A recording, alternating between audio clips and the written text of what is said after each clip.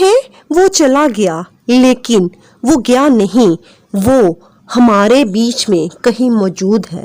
ہر وہ شخص جو حق کے لیے لڑ رہا ہے، جو انصاف کے نظام کو قائم کرنا چاہتا ہے، جو جھوٹوں کو بے نقاب کر رہا ہے، اس کے اندر وہ شخص زندہ ہے۔ ہاں، ارشد شریف زندہ ہے، وہ کہیں نہیں۔ بھلا کبھی وہ لوگ بھی مرتے ہیں جو حق کے لیے لڑتے ہیں؟ اسے معلوم تھا کہ اس کے ساتھ کیا ہوگا، اسے معلوم تھا کہ اسے سچ بولنے کی بھاری قیمت ادا کرنی پڑے گی، اس کے بچوں کو اس کی شفقت سے محروم ہونا پڑے گا، اس کی بوڑھی ماں کو ایک اور جوان بیٹے کی موت کا صدمہ برداشت کرنا پڑے گا۔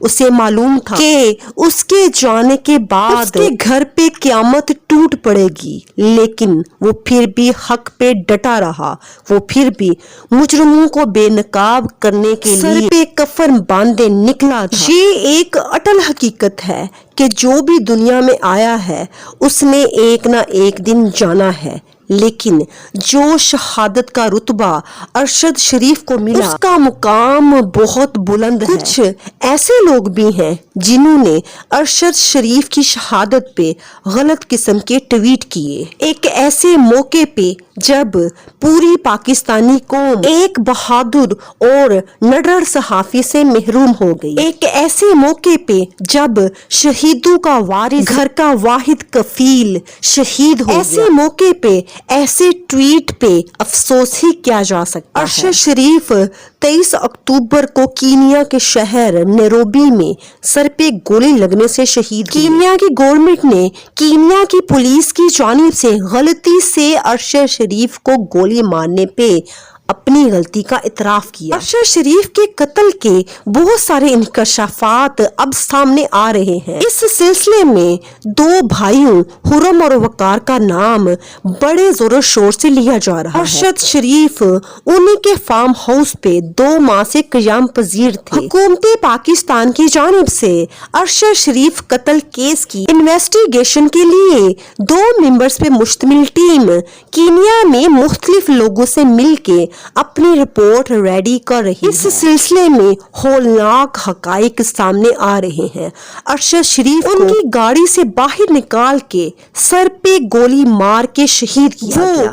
30 منٹ تک تڑپتے رہے لیکن انہیں ہاسپٹل نہیں لے کے جایا گیا۔ شہادت سے پہلے وہ ایک ہائی پروفائل کیس پہ کام کر رہے تھے، ان کا لیپ ٹاپ اور موبائل بھی غائب ہے۔ اسی ہائی پروفائل کیس کی وجہ سے پاکستان میں ان پہ جھوٹے 17 مقدمات بھی قائم کیے گئے اور ان کو اپنی جان کا شدید خطرہ تھا، جس کی وجہ سے انہیں اپنی جان سے پیارے وطن کو چھوڑ پشاور ایئرپورٹ سے جانا پڑا۔ اپنے پیارے وطن کو چھوڑتے ہوئے ایئرپورٹ پہ ان کی ایک ویڈیو بھی بہت وائرل ہوئی۔ شہید ارشد شریف جن مجرموں کو بے نقاب کرنے کے لیے کام کر رہے تھے، انہیں مجرموں نے ان کی شہادت کا الزام عمران خان اور ARY کے مالک سلمان اقبال پہ لگا دیا۔ ارشد شریف کی والدہ نے ان الزامات کی سختی سے تردید کی اور چیف جسٹس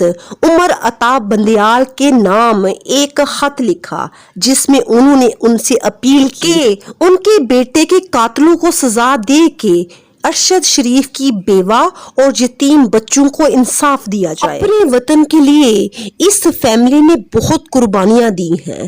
ارشد شریف کے والد بھی آرمی میں تھے۔ سن 2011 میں دل کا دورہ پڑنے سے وہ فوت ہو گئے۔ ارشد شریف کے بھائی میجر محمد اشرف شریف اپنے والد کے جنازے میں شرکت کرنے کے لیے فوج سے چھٹی لے کے گھر آ رہے تھے کہ راستے میں دہشت گردوں نے انہیں شہید کر دیا۔ اس عظیم فیملی نے ایک دن میں 2 صدمے برداشت کیے، 2 بہت بڑے صدمے۔ اس بہادر صحافی نے ایک دن میں 2 جنازے اٹھائے، اسی لیے انہیں شہیدوں کی فیملی کا وارث کہا جاتا تھا۔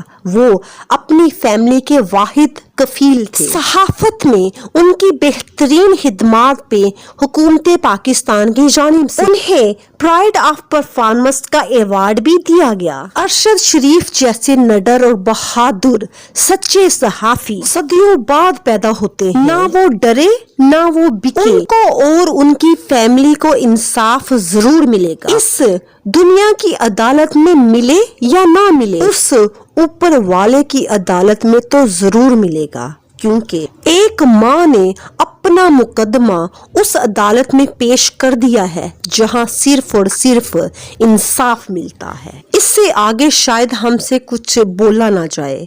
अब तक के लिए इतना ही। इंशाल्लाह एक नई वीडियो के साथ दोबारा आपकी खिदमत में हाजिर होंगे। अल्लाह पाक अरशद शरीफ के दर्जात बुलंद करे, उन्हें जन्नतुल फिरदौस में आला मुकाम अता फरमाए और उनकी फैमिली को जिंदगी के कठिन और दुश्वार गुजार सफर पे हौसले और सब्र के साथ चलने की तौफीक अता फरमाए।